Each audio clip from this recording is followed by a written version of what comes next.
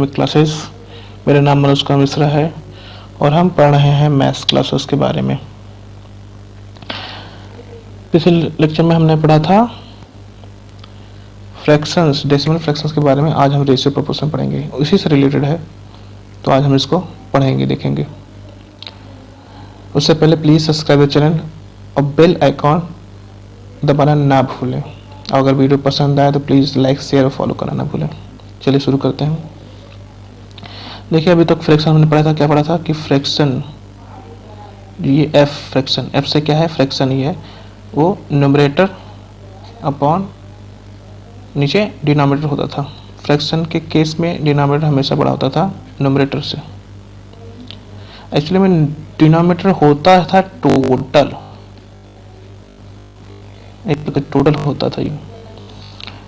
तो अब आज जो पढ़ना रेशियो, रेशियो है ये दो क्वांटिटी का रेशियो होगा, मतलब ए और बी का रेशियो होगा। ये सिंबल होता है रेशियो का। तो ए और बी दो अलग अलग क्वांटिटी का रेशियो है। इसको भी अगर दिखाना हो तो इसी तरह दिखाते हैं, मतलब इसको रेशियो को इस तरह हम लिख सकते हैं। देखिए फ्रैक्शन से मिलता जुलता है, मतलब इसका न्यूमरेटर ये है और डिनोमिनेटर ये है, बट इसमें कोई कंडीशन नहीं है, मतलब ये फ्रैक्शन नहीं है, इसमें कोई कंडीशन नहीं है कि न्यूमरेटर डिनोमिनेटर से छोटा होगा, ऐसे कोई कंडीशन नहीं है इसमें। तो ये अलग रेशियो पार्ट है। अब ये दोनों क्वांटिटी भी अलग अलग हैं, मतलब ये बी टोटल नहीं है। अगर इसको हम फ्रैक्शन में दिखाना चाहते हैं, अगर इस क्वांटिटी को फ्रैक्शन में बताना चाहते हैं, तो यहाँ पे फ्रैक्शन जो होगा वो इस तरह का होगा, a divide by a plus B. अभी देखिए ये टोटल हो गया, ये फ्रैक्शन ऑफ a है, मतलब a का फ्रैक्शन क्या है, a divide by a plus B, मतलब टोटल में से a, ये टोटल था, टोटल में से a का हिस्सा है। फ्रैक्शन बताया था ना, हिस्सा वही है। और अगर एफ बी निकाले, मतलब फ्रैक्शन ऑफ बी, बी का हिस्सा, तो B divide by A plus B, ये होता है। तो फिलहाल ये कन्फ्यूजन ना हुई, यहाँ पे कंफ्यूज करने के लिए नहीं पढ़ा रहा हूँ मैं, ये चीज़ फंडामेंटल है, इसलिए बता रहा हूँ कि देखिए फ्रैक्शन की तरह भी दिखा सकते हैं रेशियो को। डिफरेंस क्या है कि यहाँ पे ये टोटल फ्रैक्शन में होता था नीचे जो डिनोमिनेटर होता था, और यहाँ पे रेशियो में क्या है, ये दोनों क्वांटिटी अलग अलग है।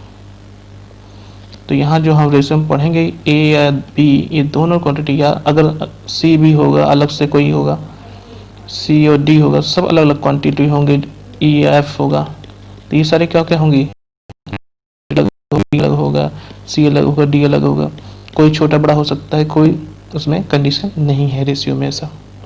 चलिए आगे बढ़ते हैं।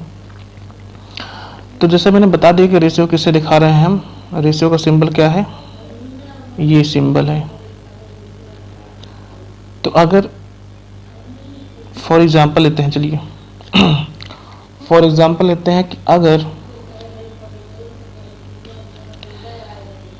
क्लास ए है, या क्लास कहिए 6 है, 6th क्लास है, और एक 7th क्लास है। 6th क्लास में 20 बच्चे हैं और 7th क्लास में 23 बच्चे हैं। तो बोला जाएगा क्लास 6 और 7 का रेशियो बताओ, बच्चों का रेशियो बताओ, ratio of 6 class to 7th class. देखिए क्या बोल रहा हूँ, 6:2, मतलब इसका मतलब क्या हो, रेशियो का मतलब भी होता है 2, मतलब 6 to 7th। जो आपका होता है सवाल आते हैं उसमें एक वर्ड आता है 2, तो अगर रेशियो में अगर बोला जाएगा 6 to 7, तो इसका मतलब होता है 6 ऊपर लिखा जाएगा, मतलब 6 की जो क्वांटिटी होगी, जो कि है यहाँ पे क्या 20 स्टूडेंट ना, और नीचे लिखा जाएगा 7 की क्वांटिटी जो कि है 23।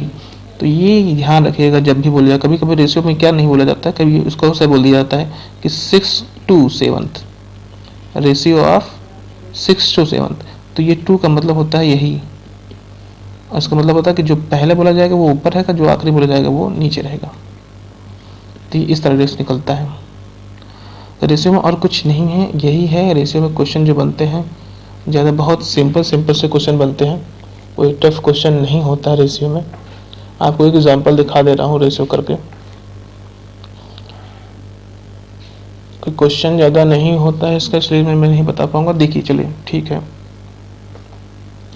पर्टिकुलर कोई क्वेश्चन तो नहीं है, बस ये बोल जाएगा फाइंड, ऐसा बोल जाएगा फाइंड द